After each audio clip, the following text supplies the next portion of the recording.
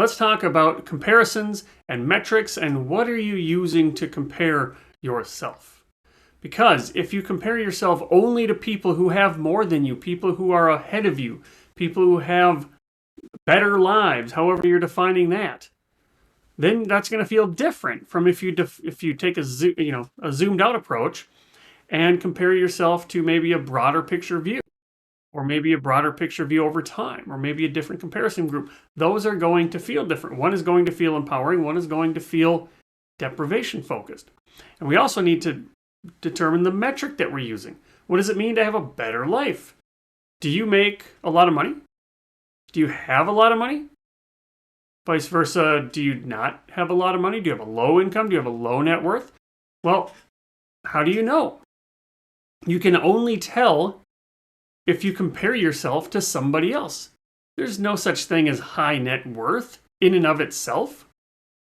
There's people who make many 7, 8 figures who feel like they don't make enough because they're comparing themselves to other billionaires. Meanwhile, there's people who make low incomes who feel perfectly happy because they don't need as much money. They've got a lifestyle that's pretty low cost. So comparisons matter. So maybe wealth isn't even the right metric though. You've got more money than me, fine. But maybe I have more time than you.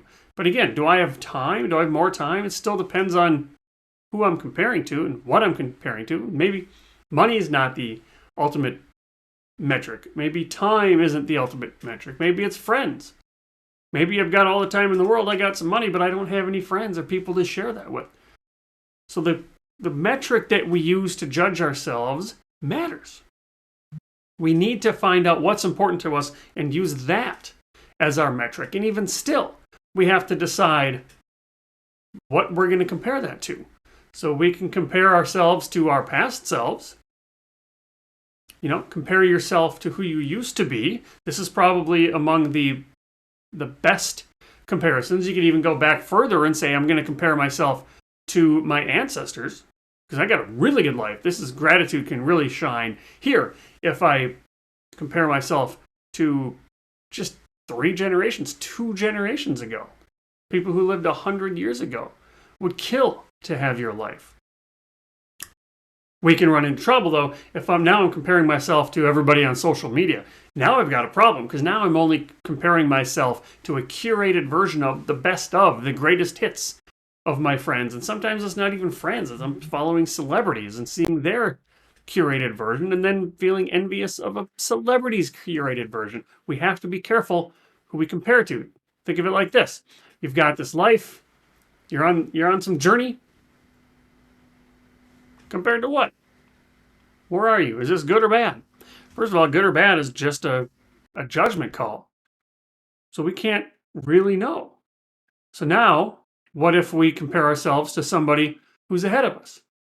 If we're only looking up and saying, dang it, you know what? I'm not as far as that person. I wish I could be further along. I don't know why I'm not along. Why does this person have more than me? I'm going to feel frustrated. I'm going to live my life feeling frustrated. But if I can zoom out, maybe both of us are up here and there's this person sitting down here. And if I compare my life to that person, maybe it's not that bad. Maybe I've been complaining about things I don't have any business complaining about. Now maybe that changes how I want to live my life. So we have to think through what we want to compare to and what metric we want to use. Because too many of us will compare ourselves, our lives, our situation in life to a life of no problems. Some problem falls in my lap and I feel bad about that, but we have to talk about the human condition. The human condition says you were born. You got to be born. Here you are. You exist. Welcome to Earth. Enjoy your stay. What does it mean to be an Earthling? What does it mean to have a life and to exist? Well, it means that there's going to be problems to solve. There's going to be struggles. Expecting there to be no problems. See, this says 100%. It's guaranteed that there's going to be problems. Expecting otherwise is a source of misery. So if I compare my life to a life of no problems, to this mythical problem-free, stress-free existence where everybody's happy all the time and nobody has any problems to solve, I'm going to feel disappointed because I cannot experience that. I cannot experience a life with no problems. Instead, if I compare myself to anything else, maybe past versions of me, or maybe my vision for the future, or where I want to go, all of a sudden that can become quite motivating. So reconsider or think through who you want to compare your life to.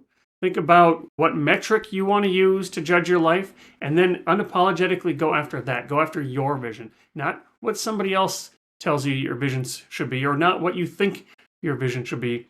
What do you want out of this short life? And go do that. You get one life, live intentionally.